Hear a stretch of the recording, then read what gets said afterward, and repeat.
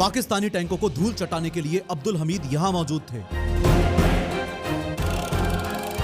लेकिन अमेरिका से लिए हुए पाकिस्तानियों के पाकिस्तानी टैंक्स अब्दुल हमीद पे निशाना ताने खड़े थे।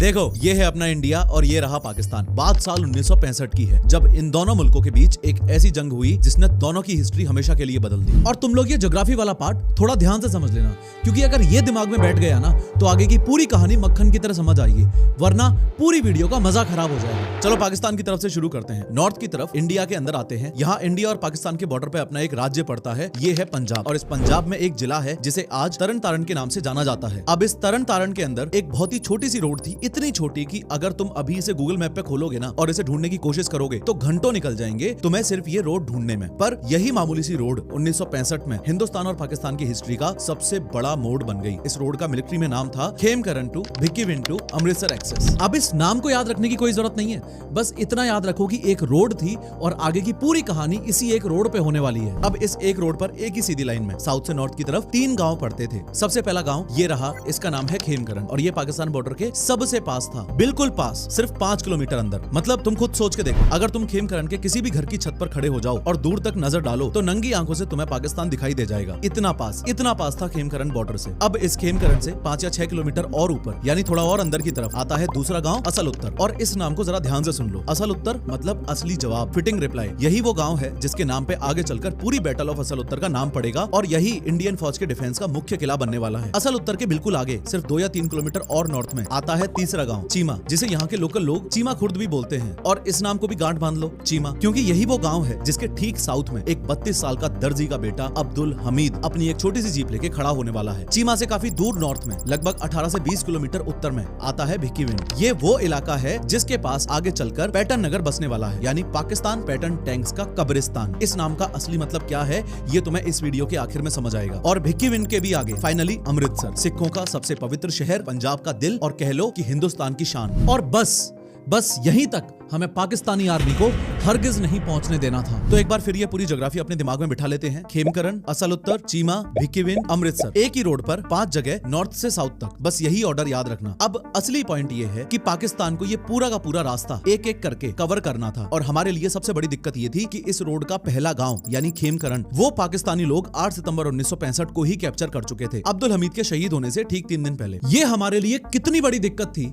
इस बात को ऐसे समझो कि मान लो तुम एक पाकिस्तानी जनरल हो और तुम्हारे सामने एक सीधी रोड है। तुमने उस रोड का पहला पड़ाव यानी कि खेमकरन अपने कब्जे में ले लिया है और अब तुम्हारे और अमृतसर के बीच सिर्फ सीधे आगे बढ़ने की देरी है। और उनका अगला प्लान बिल्कुल यही था, खेमकरन के बाद असल उत्तर क्रॉस करो, फिर चीमा, फिर भिक्कीविंड और फिर सीधा अमृतसर। और अमृतसर के बाद ब्यास नदी पार करके इंडिया के पूरे पंजाब कॉरिडोर को दिल्ली से काट देना, मतलब पूरे के पूरे पंजाब को हिंदुस्तान से अलग कर देना, एक ऐसा जख्म देना जो हिंदुस्तान के सीने पर हमेशा के लिए रह जाए। खैर, अब मुद्दे की बात पे आते हैं कि अब्दुल हमीद थे कहां। ये सवाल इसलिए इतना जरूरी है क्योंकि इस बारे में एक बहुत आम गलतफहमी है जो आज भी हिंदुस्तान में पीढ़ी दर पीढ़ी चली आ रही है। आज भी बहुत सारे डॉक्यूमेंट्रीज, बहुत सारी किताबें और इंटरनेट पर दुनिया यही बोलती है कि अब्दुल हमीद असल उत्तर में शहीद हुए। यहाँ तक कि उनके मेमोरियल को भी अक्सर असल उत्तर मेमोरियल ही कह दिया जाता है, पर सच इससे कहीं अलग है। अब्दुल हमीद असल उत्तर में थे ही नहीं। अब्दुल हमीद और उनकी रेजिमेंट यानी 4 ग्रेनेडियर्स, इनकी ड्यूटी कहाँ थी? चीमा गाँव के ठीक साउथ में भिक्कीविंड रोड पर। यहीं इन्होंने जमीन में खाइयां खोद रखी थी, मतलब गहरे गहरे गड्ढे, ताकि गोलियों और शेल्स से खुद को बचा सकें और दुश्मन के टैंक्स को भी रोक सकें। ध्यान रखना, अब्दुल हमीद चीमा के ठीक साउथ में थे, असल उत्तर से सिर्फ 2 या 3 किलोमीटर नॉर्थ। यही वो जगह है जहां अब्दुल हमीद की जीप खड़ी थी और यही वो जगह है जहां असली लड़ाई हुई। इसलिए उनका मेमोरियल भी आज यही है, चीमा खुर्द के किनारों पर, उसी खेमकरन भिक्कीविंड रोड पर। इस पूरे डिफेंस को एक बार बहुत ध्यान से समझो क्योंकि यही इस कहानी की सबसे इंपॉर्टेंट चीज है। इंडियन आर्मी ने यहाँ एक यू शेप ट्रैप बनाया था। इस यू के सामने वाले पॉइंट पर यानी असल उत्तर में खड़ी थी 7 ग्रेनेडियर्स अपने शर्मन टैंक्स के साथ। ये थी पाकिस्तान की पहली और सबसे बड़ी रोक जहां दुश्मन के टैंक्स सबसे पहले आके टकराने वाले थे। और अब्दुल हमीद की 4 ग्रेनेडियर्स वो इस ट्रैप के पिछली लाइन पर थी, चीमा के पास। मतलब अगर 7 ग्रेनेडियर्स का डिफेंस टूट भी जाए, अगर पाकिस्तानी टैंक्स असल उत्तर को पार भी कर लें, तो भिक्कीविंड और अमृतसर तक का पूरा रास्ता खाली हो जाता। और उस खाली रास्ते पर सबसे आखिर में अकेली खड़ी थी अब्दुल हमीद की 4 ग्रेनेडियर्स, यानी सीधे शब्दों में अमृतसर और पाकिस्तान टैंक्स के बीच जो आखिरी दीवार थी, बड़ी दीवार, वो थी अब्दुल हमीद की रेजिमेंट। ये दीवार टूटी तो अमृतसर का रास्ता खुल जाता। अगर 7 ग्रेनेडियर्स और 4 ग्रेनेडियर्स सुनकर तुम्हें कंफ्यूजन हो रहा है तो इसको एक सिंपल एग्जांपल से समझ लो। देखो,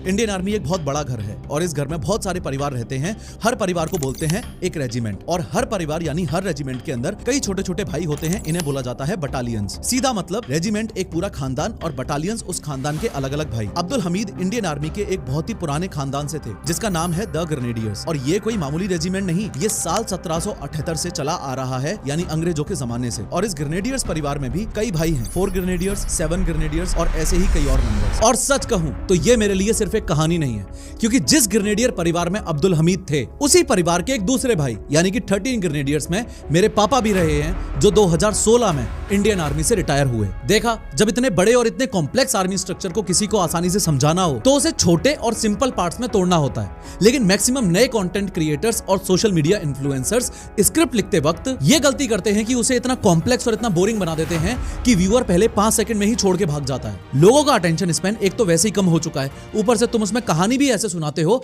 जैसे कोई पीएचडी की थीसिस चल रही हो। कॉम्प्लेक्स चीजों को लेमैन लैंग्वेज में कैसे तोड़ते हैं, कैसे ऐसी स्क्रिप्ट बनाते हैं जो ऑडियंस को स्क्रीन पे चिपका के रखे, कैसे अपने कॉम्पिटिटर्स के कमेंट सेक्शन में से आइडियाज चुराते हैं और कैसे सही टॉपिक्स चूज करते हैं, ये सब मैंने अपने content creators cheat code course में डिटेल में बताया है। सिर्फ एनीवेज ये समझो इंडियन आर्मी ने इस पूरी खतरनाक सिचुएशन में क्या किया, क्योंकि सिचुएशन सच में बहुत खतरनाक थी। पाकिस्तान के पास थे लेटेस्ट पैटर्न टैंक्स जो अमेरिका ने उन्हें बिल्कुल फ्रेश ब्रांड न्यू दिए थे, और हिंदुस्तान के पास था एक मिक्स, पुराने शर्मन टैंक्स डेक्कन हॉर्स के पास, British made Centurion tanks 3 cavalry के पास और French AMX 13 light tanks 8 light cavalry के पास। पर दिक्कत ये थी कि नंबर्स में हमारे टैंक्स उनसे काफी कम थे, और खासकर हमारे शर्मन टैंक्स उनके पैटर्न टैंक्स के सामने एकदम कमजोर पड़ते थे। उनके पैटर्न भारी थे, ताकतवर थे, इतने मजबूत कि हमारी शर्मन की गोली उनके आर्मर पर लग के वापस बाउंस हो जाती थी। पर इंडियन आर्मी के सीनियर कमांडर्स बेवकूफ नहीं थे, उन्होंने बहुत ऑनेस्टली ये बात मान ली कि अगर सामने से लड़ेंगे तो सीधा हार जाएंगे। और इसी सोच से जन्म हुआ एक बिल्कुल जीनियस प्लान का, जिसका नाम था हॉर्स शू टेक्निक, मतलब घोड़े की नाल जैसा शेप, या इंग्लिश में कह लो तो यू शेप।